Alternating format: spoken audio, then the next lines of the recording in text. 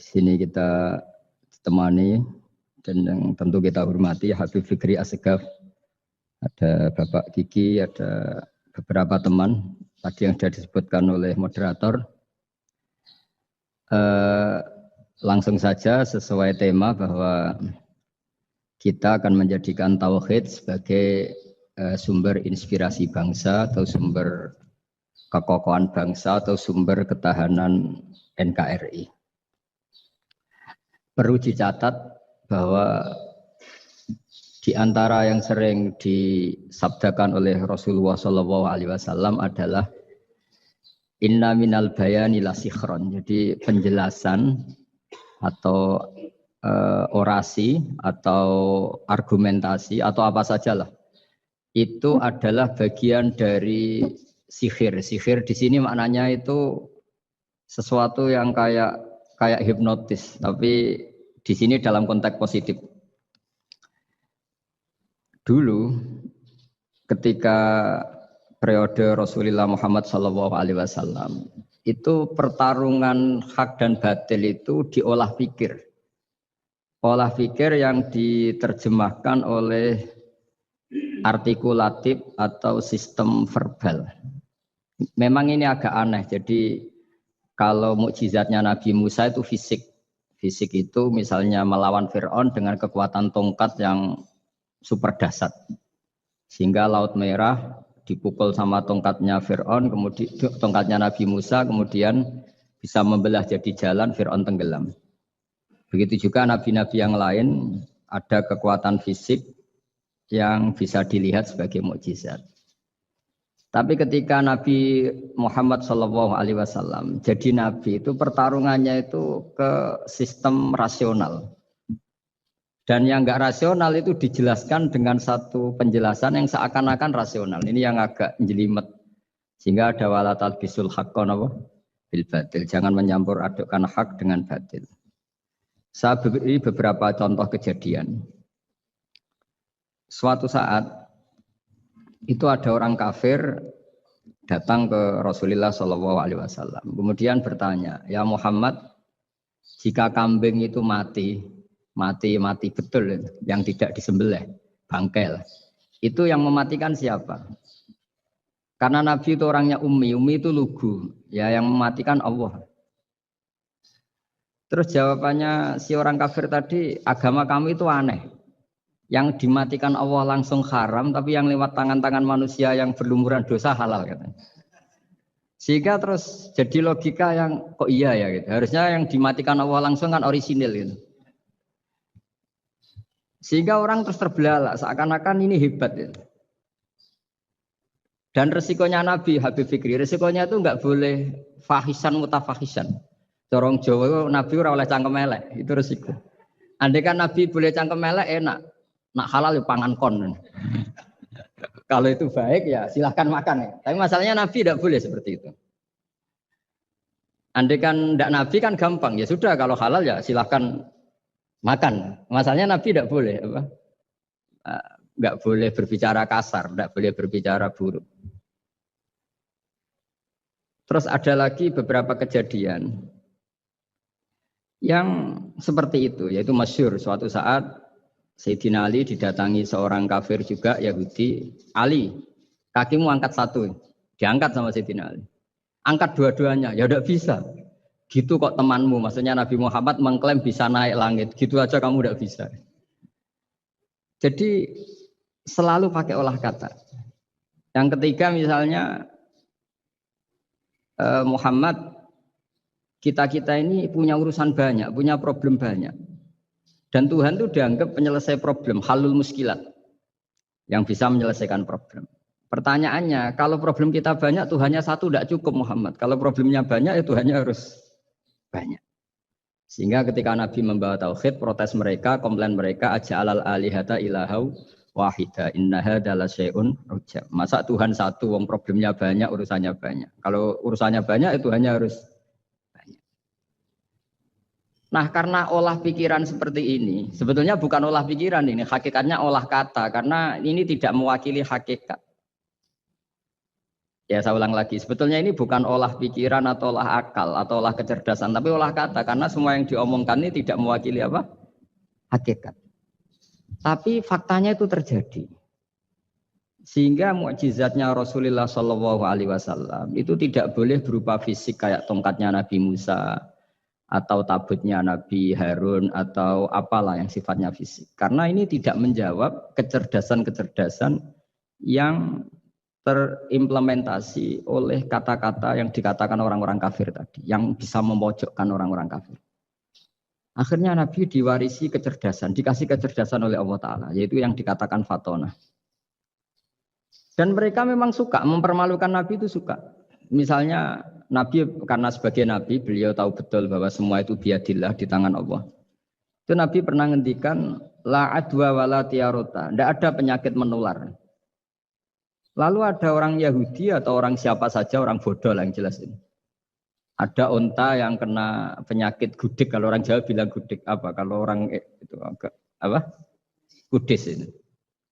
Yang kena kudis ini dijejerkan sama yang waras. Ternyata yang waras sekarang jadi kudisan. Senang mereka karena bisa mempermalukan Nabi. Ya Muhammad, ini onta kena kudis. Ternyata yang waras tertular oleh yang kena kudis. Padahal kata kamu tidak ada penyakit apa? Menular. Itu problem-problem jadi Nabi di era Rasulullah Shallallahu Alaihi Wasallam. Sehingga Quran datang dengan kecerdasan yang untuk menjawab itu. Makanya Nabi tidak pakai mukjizat fisik, tapi mukjizat logika. Akhirnya Nabi diajarin Allah lewat Jibril. Yang dikira mereka yakin kalau menang dalam debat. Tapi Nabi balik bertanya, faman a'dal awwala. Jadi terjemahnya, kalau ini kena kudis karena tertular yang ini, lalu ini tertular siapa? Yang pertama tadi. Wah itu asli mat dari Allah ya, maksud saya itu. Jadi dia ingin contoh yang kedua yang tertular. Dengan itu berarti ada penyakit apa? Menular. Tapi Nabi tanyanya, faman a'dal awwala. Lalu yang pertama kena kudis itu tertular siapa? Makanya kalau sekarang misalnya corona menular itu yang pertamanya dari siapa itu? Tidak tahu itu. Ya tidak perlu tahu, tidak bidang kamu. Jadi ini saya mau cerita. Jadi logika-logika yang dibangun orang kafir itu sebenarnya bukan logika, tapi olah kata. Dan orang kafir itu paling pintar. Karena mereka itu penyair. Penyair itu kalau sekarang modern mungkin mirip-mirip jurnalis atau mirip apalah. Bisa mengubah apa saja. Apa yang sebetulnya baik dikesankan buruk atau sebaliknya. Sehingga ini menyusahkan karena Nabi harus ngendikan hakikat, harus mengatakan sesuatu yang nyata dengan bahasa yang benar. Sementara mereka mengatakan kebatilan dengan penjelasan yang baik. Ini ribet kan? Sehingga dalam banyak percekcokan ya. Itu susah dicari jalan tengah karena sama-sama mirip, kebenaran ini sama-sama mirip. Jadi misalnya yang masyhur dalam satu peristiwa besar, konflik antara Sayyidina Ali dan Sayyidina Muawiyah. Itu konflik yang nggak bisa dihindarkan, gara-gara kalimat. Gara-gara kata-kata, makanya sekeras-kerasnya pedang atau senjata itu masih keras apa? Kata-kata atau polemik lah atau apalah. Karena sekarang itu agak susah membahasakan. Ketika konflik Ali dan Muawiyah, itu ada orang bilang, ya sudah, nahkum bi kitabillah. Sudah sekarang kita kembali ke kitabillah. Itu mereka megang mushaf. Mushaf ini yang saya pegang namanya mushaf. Seakan-akan itu benar karena orang Islam harus kembali kepada kitabullah. Pertanyaannya lalu Ali kata Ali, fadharabal mushafa biyadihi. Sayyidina Ali nepuk mushaf ini keras sekali. Sal hadal mushaf kata Sayyidina Ali. Kalau kita harus kembali ke Quran, coba tanya ini. Mushaf ini ya, mushaf seperti milik saya ini. Akhirnya orang-orang Khawarij bilang, innama huwa warakun wa madadun. Itu hanya kertas sama tulisan. Bagaimana mungkin kita bertanya? Pas itu adalah orang Khawarij itu orang yang enggak mau ngakui Ali, juga enggak mau ngakui Muawiyah. Dan Sayyidina Ali sama Sayyidina Muawiyah sudah sadar mau bikin mediator, mau bikin solusi jalan tengah. Jadi sebenarnya dua beliau itu orang baik. Gara-gara diprovokasi orang Khawarij, terus jadi bentrok. Orang Khawarij bilang, enggak ada Ali, enggak ada Muawiyah, yang ada adalah kitabullah, yaitu mushaf.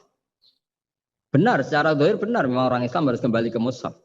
Tapi Sayyidina Ali pinter. Sal hadal musab. Kalau gitu tanyakan musab itu. Ketika Sayyidina Ali dan Sayyidina Muawiyah sudah sepakat bikin perdamaian.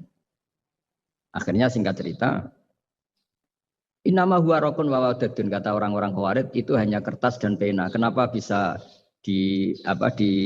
disuruh atau diminta jawaban? Terus kata Sayyidina Ali, enggak bisa toh kamu tanya Mus'ab, ya enggak bisa. Makanya tanya saya katanya. Akhirnya Sayyidina Ali memberi penjelasan, wa in khiftum shiqaqa bainihima fab'asu hakamam min ahli wa hakamam min ahliha. Jika dua mempelai suami istri itu mengalami konflik, di mana-mana orang konflik orang ini serasa seneng nek. Kita kalau sedang marah, semuanya lah kalau sedang marah sama istri itu orang ini serasa seneng. Jadi sing ganteng kira ketok gantengnya, ketok elek etok. Sehingga kalau ngomongi anaknya, dasar nakal kok bapaknya gitu.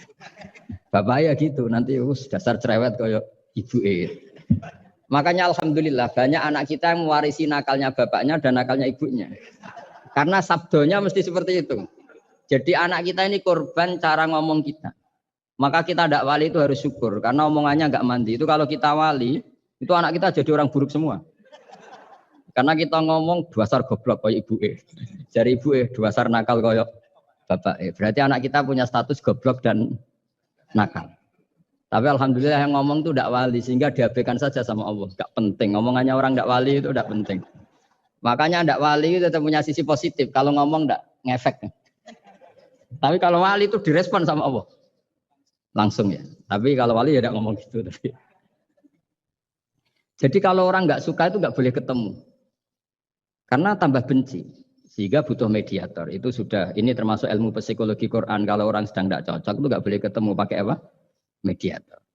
Jika suami istri sedang konflik, itu sebaiknya, seharusnya, atau sayogyanya, itu kirim mediator. Fab'athu hakamam min ahli wa hakamam min ahliha. Iyurida islaha yuwafiqillahu bainahuma. Terus kata Sayyidina Ali, wa amru ummati Muhammad a'zamu min amri rajulin wa imra'atin. Dan urusan umat Muhammad yang kita sedang konflik dengan kekuatan besar dan bisa pertumpahan darah, itu lebih ngeri timbang urusan suami dan istri. Itu saja solusinya mediator. Artinya sesepele itu urusan pribadi saja Allah menyuruh ada mediator. Apalagi urusan kita yang lebih dahsyat. Akhirnya mereka ngakui cara istimbat, cara ngambil kesimpulan Sayyidina. Jadi ini masalah-masalah yang orang bilang seakan-akan benar. Sudah kita kembali ke Quran, kembali ke Quran. Quran yang mana? Wong kamu tidak paham. Lama-lama tanyanya cetakan mana ini? Ribet kan?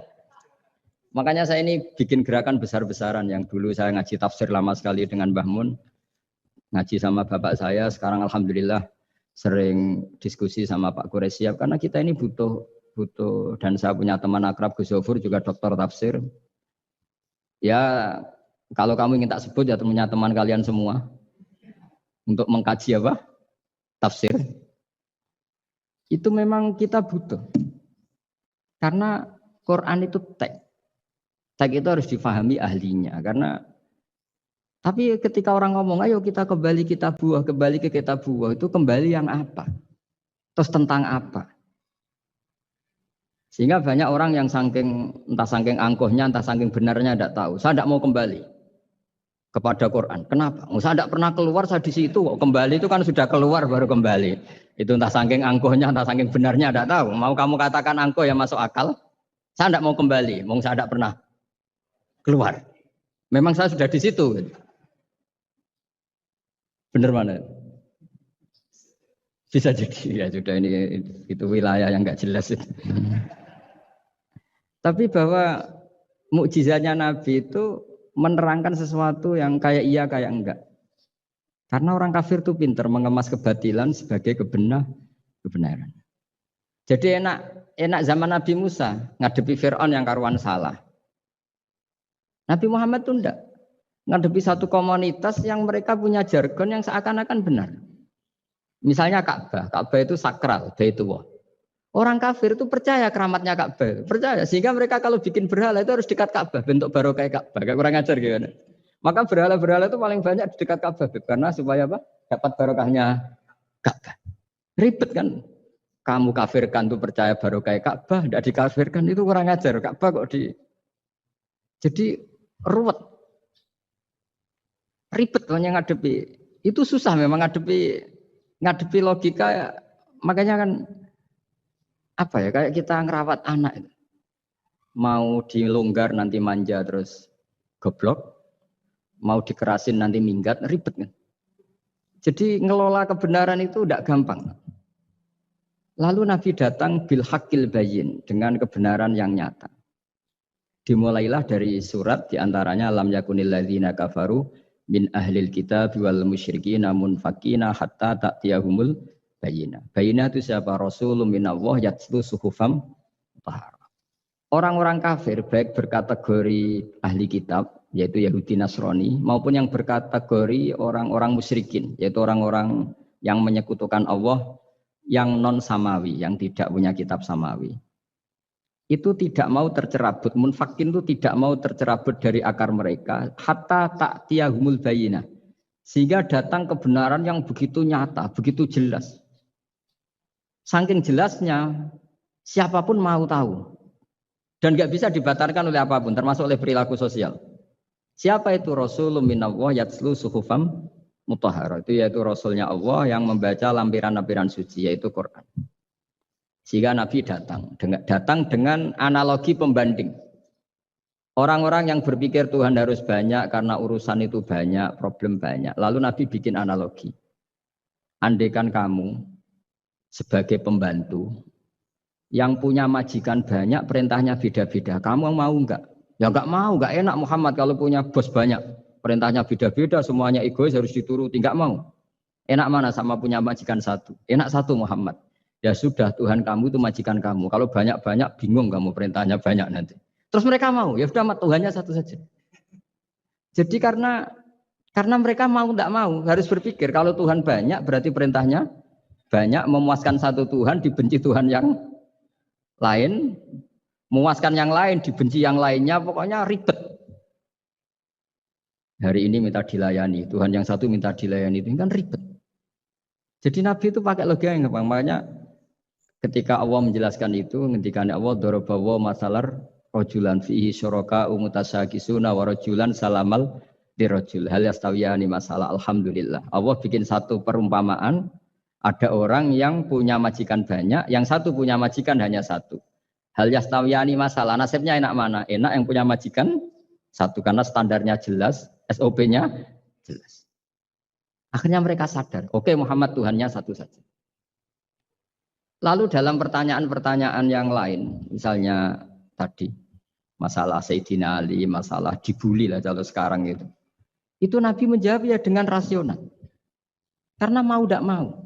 Karena Nabi tidak dibolehkan pakai mukjizat zaman itu. Untuk awal-awal jadi Nabi itu nggak boleh pakai mukjizat. Karena mukjizat itu punya sisi yang sangat-sangat fatal. Yaitu kalau Allah sudah menurunkan mukjizat, itu sekali nggak diimanin itu harus ada azab. Nabi ingin umatnya itu nggak kena azab. Makanya ketika Allah Ta'ala wa ma mana'ana an nursila bil ayati illa an kadzdzaba bihal awwalun. Cara terjemahan bebasnya gini. Muhammad, saya tidak ngasih mukjizat kamu kayak Nabi Musa, kayak nabi-nabi sebelum kamu yang berupa fisik. Itu problemnya satu, sekali saya menurunkan mukjizat, tren umumnya ini didustakan. Ketika didustakan, saya punya alasan menyiksa, wong sudah tak perlihatkan sebegitu jelas kok tetap didustakan. Maka sekali saya menurunkan mukjizat, kata Allah, wa ma nursilu bil ayati illa takhwifa. Saya memberikan satu ayat itu hanya warning, hanya peringatan bahwa ini akan ada bahaya azab. Sehingga karena pilihannya itu Nabi milih gak ada mukjizat yang seperti nabi-nabi sebelumnya. Milih mukjizat yang ilmiah, yaitu Al-Quran yang kita warisi sampai sekarang. Alhamdulillah. Karena kata ulama-ulama, nah ini pentingnya penjelasan. Andaikan mukjizat kita itu hanya tongkat, maka hanya ada di museum. Kita lihat tongkatnya Nabi Musa mungkin klaimnya ada di Turki. Mukjizat tabut kita lihat lagi di mana lah tempat di museum apa. Tapi kalau mukjizatnya Al-Quran, itu umatnya Nabi akan merasakan nikmatnya ila yaumil kiamat. Misalnya kita dalam bersuami istri atau dalam berkeluarga atau dalam bermasyarakat. Itu Quran kalau nasihati kita gampang sekali. Misalnya wa ashiruhunna bil ma'ruf. Fa in karihtumuhunna fa'asa an takrahu syai'a wa yaj'alallahu fi khairan katsira. Sudahlah kalau sama istri itu yang baik. Jika ada watak istri yang kamu enggak suka, dalam ketidaksukaan kamu itu ada kebaikan yang banyak. Kamu enggak suka karena kalau istri kamu sering marah, kamu enggak suka. Sukanya yang senyum. Tapi kalau senyum terus sama orang lain juga senyum, ribet kan kamu. Jadi sudah anggap saja ada hikmahnya. Semua itu ada hikmahnya. Kalau istri kamu marah tidak kelihatan marahnya, dipendam, itu enggak ekspresif. Cara akting sinetron enggak masuk itu. Tapi kalau marah kelihatan marahnya itu ekspresif, itu kecerdasan itu Pak. Bisa menumpahkan keinginan. Wah itu bagus ini. Jadi disuruh lihat sisi apa? Positif. Imam Syafi'i itu pernah ketemu seseorang yang di depan beliau cium tangan hormat. Suatu saat dikasih tahu sama santrinya yang lain, orang yang mencium kamu wahai Imam Syafi'i itu di belakang ngerasani kamu, bully kamu. Kata Imam Syafi'i, baguslah. Kenapa? Berarti saya wibawa, di depan saya tidak berani. Jadi enteng. Beliau dikasih tahu, tetangga kamu banyak yang benci engkau ya Imam Syafi'i. Baguslah, tidak akan utang saya. Justru yang kenal-kenal itu yang utang-utang itu. Jadi enteng terus. Jadi dunia ini dianggap gampang saja. Coba kalau istri kamu sedang rukun sama sedang marah itu murah mana? Murah marah. Kalau rukun minta ke mall pusing. Jadi ulama dulu itu murah mana? Marah sama rukun. Kalau sedang harmonis, minta kemana? Mahal kan? Kalau pas marah. Jadi ulama dulu itu lucu, apa ya? Gampang sekali nanggapin sesuatu itu. Imam Abu Hanifah itu kalau ketemu yang utang beliau itu dia yang sembunyi karena malu. Kalau kita kan enggak yang sembunyi yang utang. Kalau Abu Hanifah enggak. Yang sembunyi itu Abu Hanifah. Kasihan dia malu kalau ketemu saya kan masih punya utang saya. Itu kalau kamu ingin jadi wali itu gitu. Kalau ketemu yang utang kamu yang lari. Itu bisa bank tutup karena yang lari yang utangin. Dalam cerita-cerita wali itu unik-unik. Rabi'ah Adawiyah itu pernah kemalingan. Itu beliau sembunyi. Malingnya nyari apa dia sembunyi. Habis itu ditanya, kenapa engkau sembunyi? Sama lu sama malingnya. Karena rumah saya nggak ada yang bisa dimaling karena enggak punya apa. Jadi ini kalau berpikir rasional kan ada Habib Fikri bahasa rasional. Ini tak latih berpikir yang agak rasional. Nah, Nabi itu diutus dalam kondisi masyarakat yang rasional. Sehingga repot. Dan yang tidak rasional itu punya kecakapan olah kata sehingga seakan-akan rasional. Makanya ada kalimat terkenal di kalangan ulama, kalimatu haqqin urida bial batil. Omongannya benar, tapi maksudnya tidak benar. Kayak tadi, la hukma illa lillah. Tidak ada hukum kecuali yang ada di Quran. Tidak ada hukum kecuali yang diturunkan Allah. Pertanyaannya, apa itu? Ya Quran. Lah iya apa? Karena kata Sidin Ali ya sudah, sal hadal mushaf. Tanya mushaf kamu. Oh ya tidak bisa, itu kan hanya kertas sama tulisan. Makanya tanya ulama kata Sidin Ali. Nah Quran itu balwa ayatum bayinatun fi suduril ladzina utul ilm. Quran itu begitu jelas sebagai solusi tapi di hatinya orang yang punya ilmu. Sehingga kemudian lahir beberapa generasi tauhid. Yang paling masyhur dimulai tauhid itu yang masyhur ya, yaitu adalah ketika ada orang namanya Muhammad bin Jubair bin Mut'im. Itu bapaknya Muhammad ini namanya Jubair bin Mut'im. Itu dia orang kafir, masih kafir. Dia datang ke Madinah itu untuk negosiasi tawanan perang Badar. Dulu beberapa orang yang negosiasi sama Nabi itu ya nunggu di masjid. Singkat cerita, Nabi sholat maghrib baca surat Wattur wa kitabim mastur fi raqim mansur wal baitil ma'mur was saqfu fil marfu wal bahril masyur. Terus dia dengerin sampai Allah tanya, am khuliqu min ghairi syai'in. Kalau kamu tidak ngakui saya sebagai Tuhan kata Allah, silahkan Anda berpikir bahwa alam raya ini dimulai dari ketiadaan. Atau kamu sendiri merasa sebagai pencipta alam raya ini, pencipta langit dan bumi. Itu namanya am khalaqus samawati wal ard. Itu orang itu disebut dahiyatul Arab, orang paling cerdas di Arab. Itu dia bingung. Dia selamanya kafir. Cara berpikir menuhankan berhala, Lata, Uzza. Pokoknya menuhankan makhluk lah. Terus dia mikir, Muhammad ini kacau ya. Akal saya dihabisin kata dia. Jadi cara berpikir dia pakai akal. Dia tidak percaya mukjizatnya Quran. Tapi dia bilang Muhammad ini kacau. Akal saya dihabisin. Akhirnya Nabi setelah salam dia menyatakan Islam. Karena kata dia Muhammad akal saya habis oleh apa yang kamu baca. Nah ini saya mau menerangkan tauhid sebagai inspirasi. Yaitu logikanya gini, langit bumi ini kan wujud itu punya eksistensi. Kalau langit bumi ini wujud, alam raya ini nyata. Lalu kamu mengatakan sebelum alam raya ini ketiadaan. Berarti ada satu kesimpulan ketiadaan menciptakan yang ada. Itu malah gendeng bareng.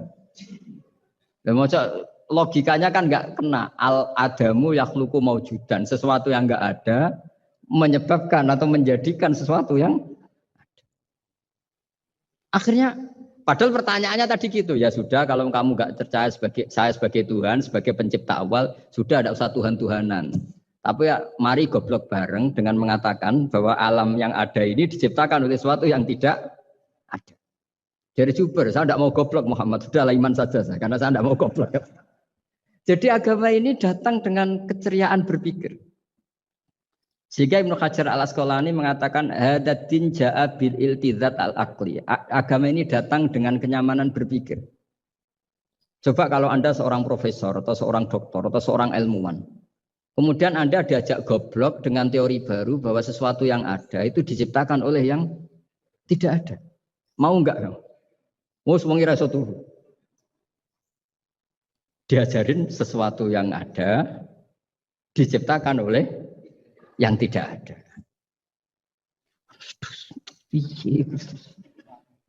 Gak keren lah.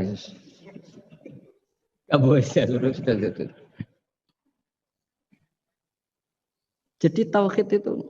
Nah, kemudian lahir ulama-ulama baru yang cara ngarang sama. Ini kitab yang dulu saya ngaji sama Syekhina Kiai Maimun Siber Mbah Mun.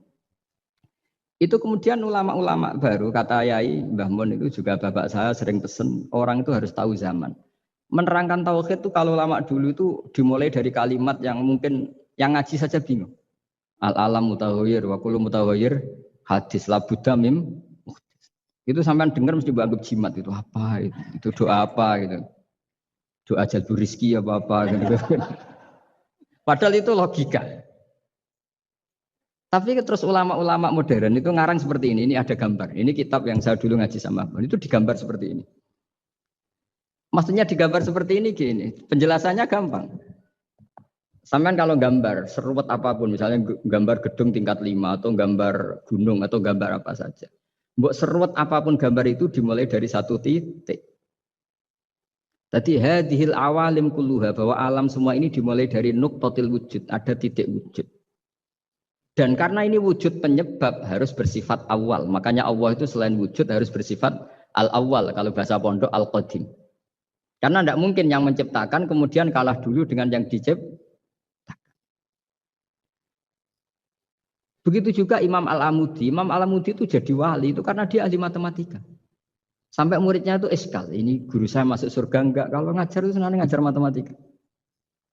Beliau ahli usul fikih, ahli fikih. Tapi senangnya ngajar matematika. Sampai muridnya sanksi, ini masuk surga enggak ya?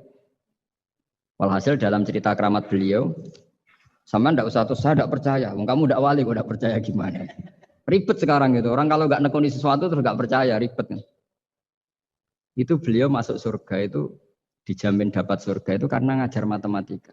Tapi di hati beliau hanya satu. Matematika adalah satu ilmu yang dimulai dari angka 1.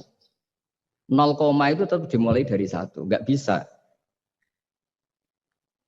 Akhirnya beliau cerita, angka 2 atau 3 nisbatul wahid wal isnaini ila mi'ah wa ila ma'ala nihayatallah, semuanya sama, nisbatul far'i ilal asli, kata beliau. Mbok angka 2, 3, 1000 sampai 1 miliar itu perbandingannya dengan angka 1 apa hubungannya? Al far'i ma'al asli, yaitu angka 2, 3 adalah cabang dari angka 1. Jadi alam raya sebanyak apapun, ada galaksi, ada Mars, ada apa saja, tetap dimulai dari wujud yang 1, yaitu wujudnya Allah Subhanahu wa Ta'ala. Jadi beliau menjadikan matematika sebagai alat perangkat untuk tahu tauhid, bahwa alam raya ini dimulai dari al-wujudul wahid, wujud yang satu. Makanya kul huwallahu ahad, Allahus somad, lam yalid walam yulad, dan seterusnya. Nah, makanya ketika orang menyoal hukum adat yang menipu kita, adat itu sunnatullah yang kita lihat. Itu Quran mesti mengembalikan bahwa alladzi yabda'ul khalqa tsumma yu'idu wa huwa ahwanu alaih. Sebagian di surat Yasin diterangkan ansha'aha awwala marrah. Ketika kita lama sekali, namanya manusia itu lahir dari seorang bapak dan ibu, ini lama sekali. Yang namanya telur itu lama sekali lahir dari ayam, keluar dari ayam. Yang namanya pohon besar itu mesti dari biji yang kecil. Karena lama itu terjadi, seakan-akan kita ngomong, kita berkeyakinan, tahu-tahu ada pohon besar itu mukhal. Tahu-tahu ada manusia ini mukhal. Makanya ketika ada figur yang bernama Isa bin Maryam, itu orang kafir Yahudi, itu menolak. Bagaimana mungkin ada manusia tanpa bapak? Oke, itu menyalahi prosedur lazim, protap lazim. Tapi kata Allah gimana? Inna masalah Isa indawahi kamasali Adam. Kalau Isa mukhal karena tanpa bapak, harusnya Adam lebih mukhal karena tanpa bapak, tanpa ibu. Jadi artinya apa? Allah tetap mengingatkan bahwa kudroh saya yang pertama itu menjadikan semuanya mungkin tanpa perangkat adat. Maka kitab ini yang saya baca ini, milik Sayyid Hussein Afandi ini, itu menjelaskan bahwa hukum adat itu menipu. Saya ulang lagi, hukum adat itu menipu. Ketika ayam mengeluarkan telur, telur kemudian menjadi ayam lagi. Terus kita berdebat, telur sama ayam dulu mana? Menurut Anda milih mana? Milih apa? Telur. Kalau ini, yang kubu sebelah ini. Ayam apa telur? Telur. Ayam. Ayam lahir dari. Nah, pertanyaannya begini kalau menurut tauhid. Ketika lazim kalau telur itu nanti suatu saat jadi ayam, terus ayam kemudian lazim mengeluarkan telur.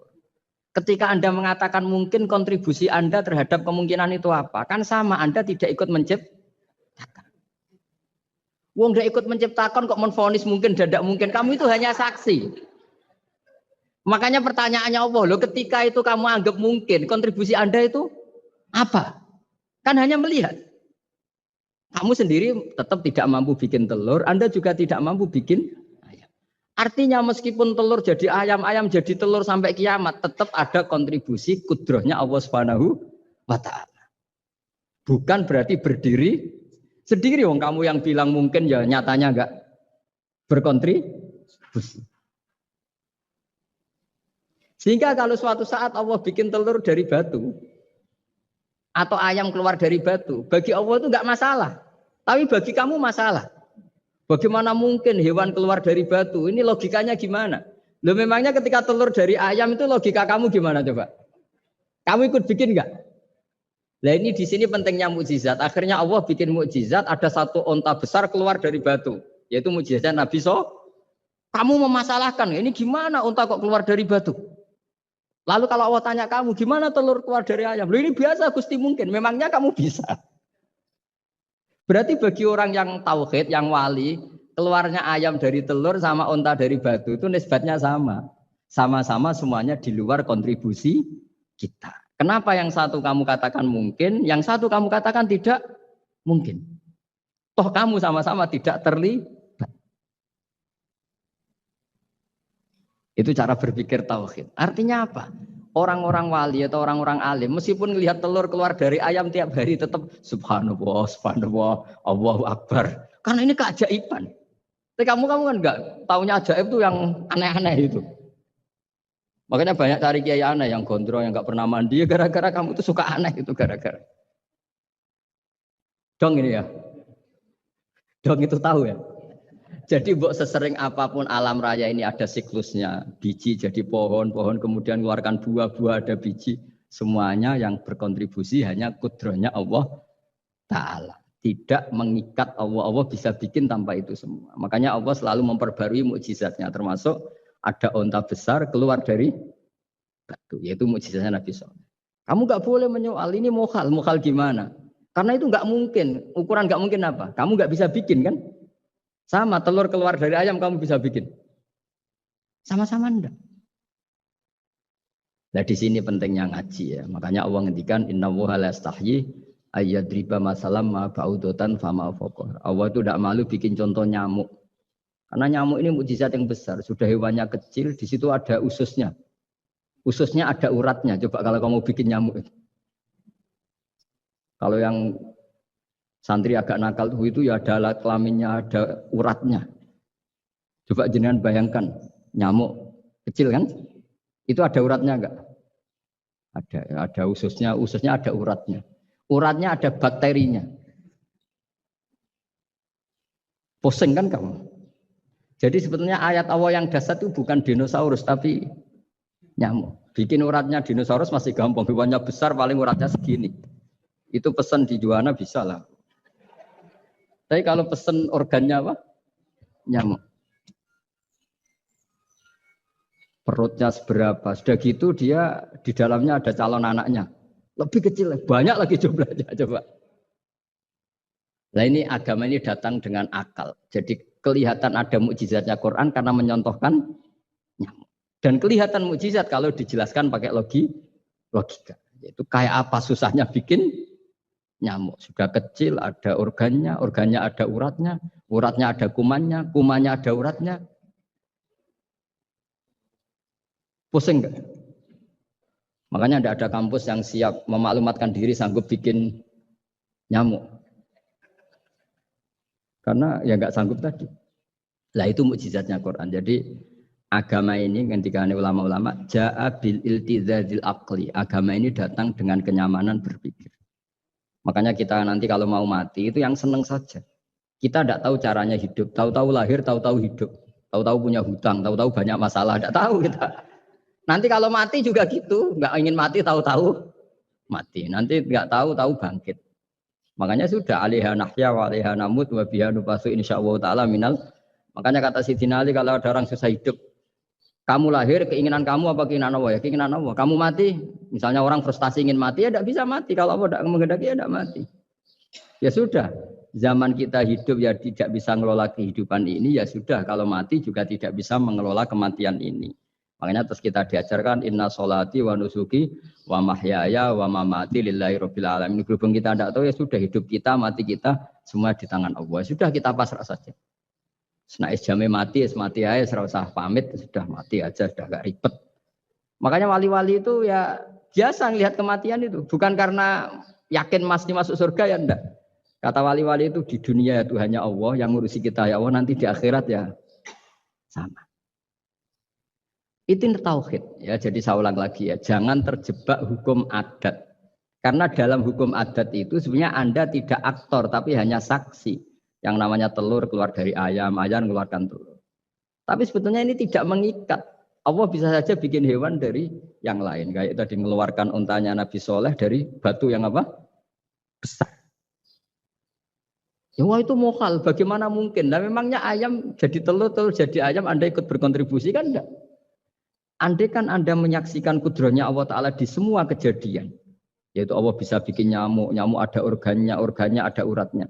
Dengan reputasi seperti ini, maka kita akan mensifati Allah, innahu ala kulli syai'in qadir, bahwa Allah bisa melakukan apa saja. Wa huwa ala kulli syai'in qadir, diulang-ulang. Sama Indonesia yang sekarang seperti ini, yang kata orang ada yang bilang terbelakang, ada yang bilang tertinggal dari Eropa. Mungkin dalam kudrat Tua untuk bikin Indonesia lebih makmur dari sekarang. Bisa mengalahkan negara-negara yang jadi kalau kamu ingin, tapi Indonesia banyak masalah gini-gini, bagi Allah mudah saja menyelesaikan masalah.